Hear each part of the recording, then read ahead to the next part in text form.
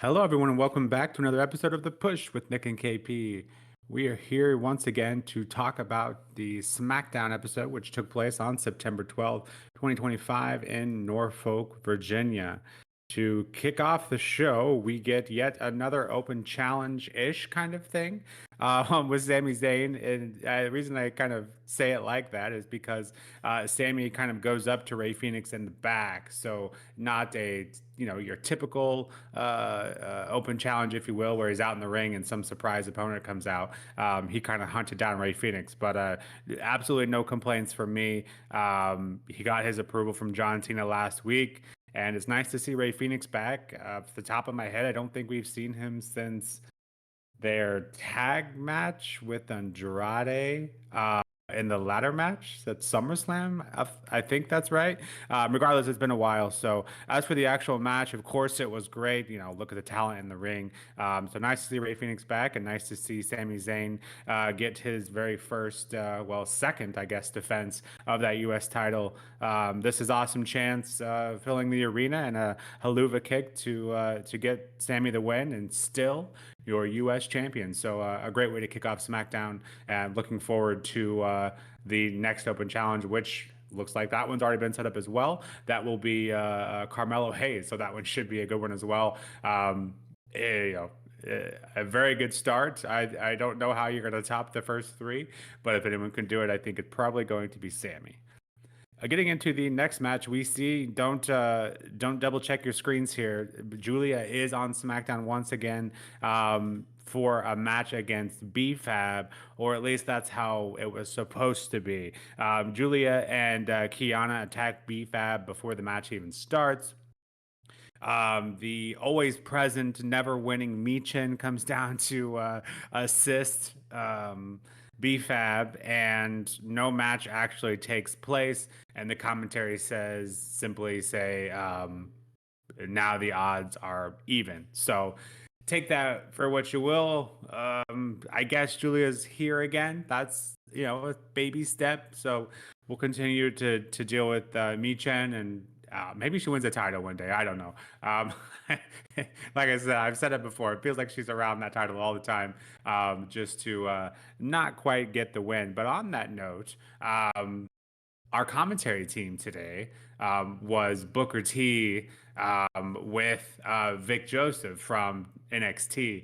And the kickoff, the way they kicked the show off, Vic Joseph calling Booker T Unk, and then Booker T threatening to whoop his ass. So the usual shenanigans from those guys. I love both of them, but you could definitely tell Booker T was on a little bit better behavior for this episode, comparatively speaking to how he usually is very unfiltered on NXT. But KP, first half of SmackDown, crazy. That's the first half. But what did you make of everything that happened so far? Yeah, not a bad way to kick things off, is it really, with Sami Zayn holding an open challenge, US title on the line up against Rey Fenix. This was a really fun contest, right? It was so high-paced, fast energy. Both men just, put on a show, and it was it was a glorious watch. But yeah, they just seemed to connect really well together. Just the chemistry was off the charts, and in the end, ultimately, Sami Zayn retaining his United States Championship is the right call. We want to start things off in a good way, and that's obviously what they've done here today. But also at the end of the day, this is the beginning, so we got to keep these going for a little while. So I'm not sure how long this is going to go down, but for now, matches with the likes of John Cena last week, Rey Fenix, Carmelo Hayes, and then whoever else could be following on from that. Yeah, I mean it's a great way to start off his reign. And US Open challenges are always fun, but maybe we could get a little bit more of a surprise sort of element to it when we do go about these matches, rather than the matches being made backstage. But it's not taking away that much from it at the moment. But we could maybe go through these planned matches to then maybe make it seem a bit more surprise going forward. But yeah, maybe a nice little bit of a blend as we go down the line. But great start to his reign. This was a really fun match. The crowd were absolutely loving it, and yeah, it was a joy to watch. Unfortunately, yeah, we didn't get that second match of the night, being, Julia and BFAB. It almost seemed too good to be true, didn't it? Seeing Julia compete twice in within 2 weeks of SmackDown. So we did see her in the ring, attacking BFAB alongside Kiana James. But yeah, unfortunately, no match on this occasion. Michin, yeah, you made a good point. She really is that kind of like almost woman, I suppose. She's almost, winning the title. She's almost getting the job done.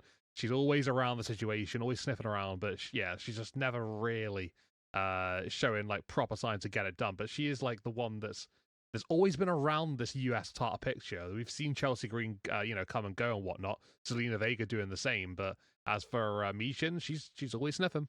But yeah, she was, very helpful for Fab here with that kendo stick, just driving off Kiana James and Julia, and obviously setting up something down the line, possibly a tag match, maybe. Yeah, I guess we'll have to wait and see how that one goes. But not a bad start to Friday Night SmackDown. Yeah, I would agree. And I think another note with that, we see Solo Sokoa and MFT kind of throw out a promo that he's very much going to get back his title. So maybe that will be the answer at one of these weeks to that open challenge. Yeah, we'll have to wait and see. And yeah, Julia, would like to have seen the match, but hey, beggars can't be choosers. At least she's on TV, and it's not a pre-recorded segment, so we'll take those small wins when we get them.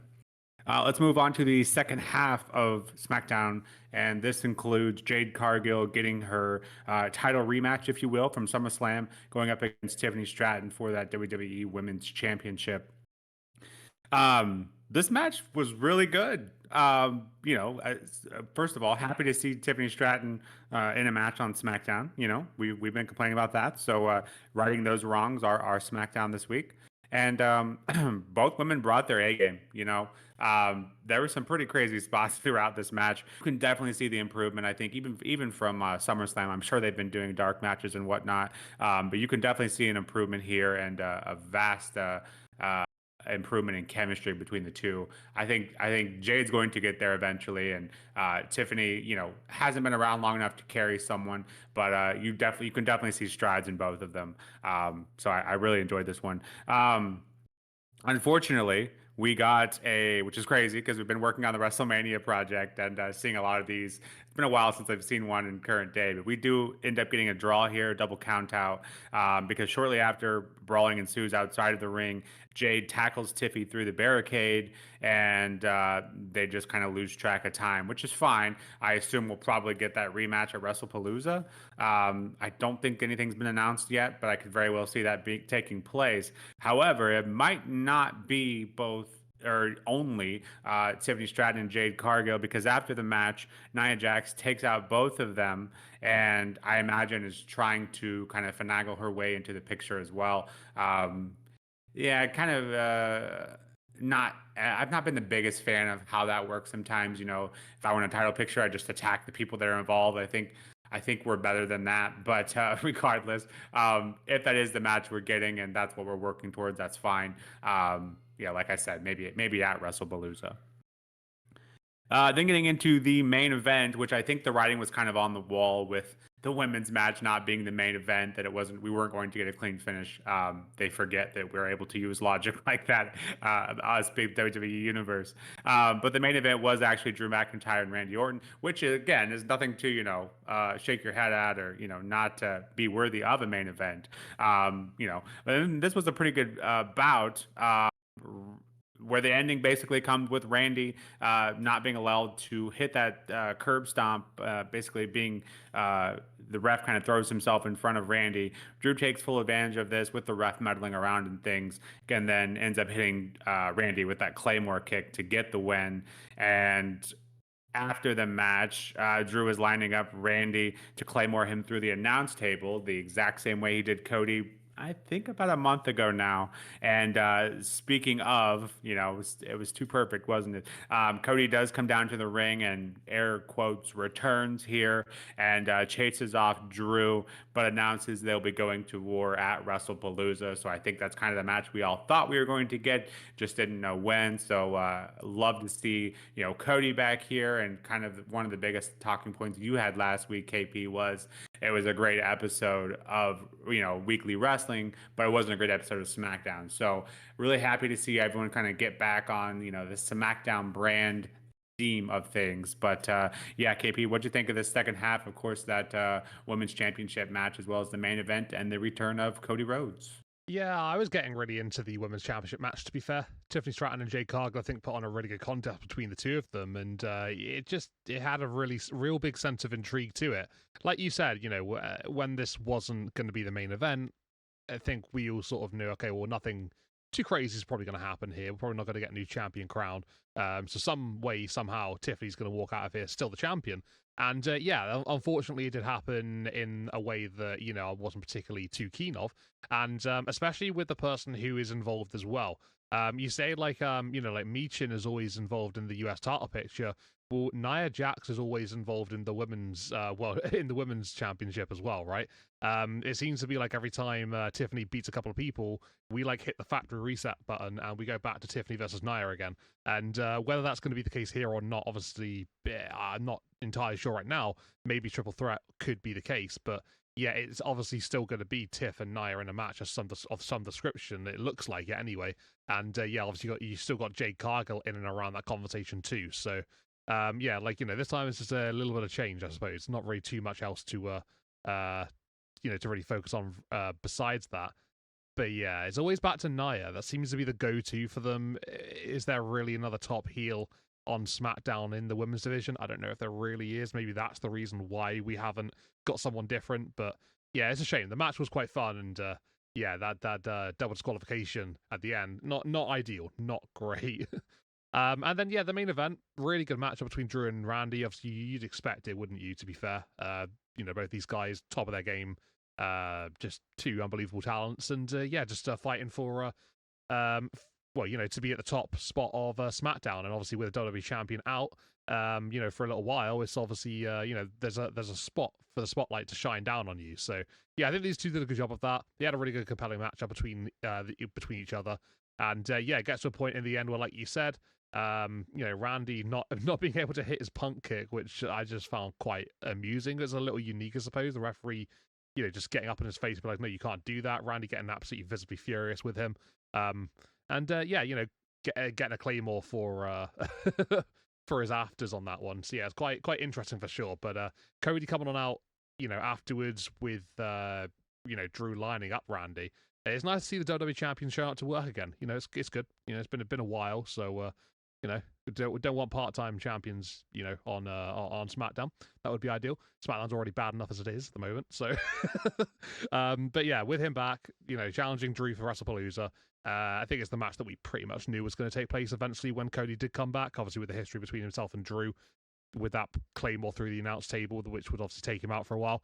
Yeah, it was good. It was good to see this take that next step. Didn't think it would be as soon as WrestlePalooza. Not gonna lie. Obviously, with only being next weekend, I thought maybe it'd be the next event afterwards or something like that.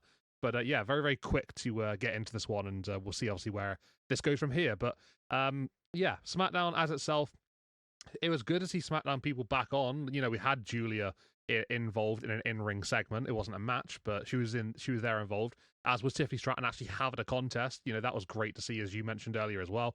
Top guys Drew and Randy involved here. Sami Zayn putting his title on the line. Yeah, there were a few good things. Again, the tag team division still completely omitted. Not entirely sure how I feel about that one, considering they do have an unbelievable tag division on SmackDown. Yeah, I just feel that it is probably the fact that we're on these 2 hours. And I know we've said it over and over and over again, but it really is true. They just don't have enough time. They can't fit everybody in that they want to. I still feel SmackDown is really lacking in terms of content. And yeah, just general number of segments, just not enough, really. Just it doesn't showcase enough people. Like, you've got like half the roster, probably more than that aren't even showcased here on this episode of SmackDown, as was the case last week. It's just a glaringly bad problem that I don't think is going to be fixed anytime soon. I really don't. Unless they go back to 3 hours, how are they going to fix this? There's just no way of doing it. So, yeah, there's a reason why SmackDown's worse than Raw every week, and it's because we don't see half of it. So, yeah, that's the case. But yeah, as for this episode of SmackDown, I'll probably give it a 6 out of 10. I just think, although the content we saw was good, I can't keep defending the fact that half the roster isn't seen every week. Like, it's just not great. So yeah, 6 out of 10. So yeah, you mentioned Nia being included, and who else would they go to? I just had a quick think and kind of look over the SmackDown roster. They're really the only other heels. I think you could argue it would be Chelsea Green, who's kind of not really a heel anyways, and Zelina Vega. is she, main event? I don't quite think so, but she was definitely teasing a heel.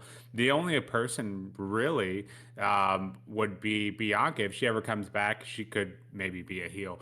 Wishful thinking, perhaps, but yeah, not a ton of other options. So, you know, probably why we're getting what we're getting. But yeah, we've obviously gone back and forth about, the SmackDown and the time issues, but I feel like for what we got, obviously not including the tag division, well, there was a time where that's all we were including. So I don't really look down on it, as much. Whereas, the women were going like, Julia had gone like a month or more. I can't even remember. It was a long time without even appearing. And Tiffany wasn't that much better, having a few, 20-second segments here and there. So I think that was the bigger glaring issue. I would imagine we'll see something with the SmackDown tag division probably next week. With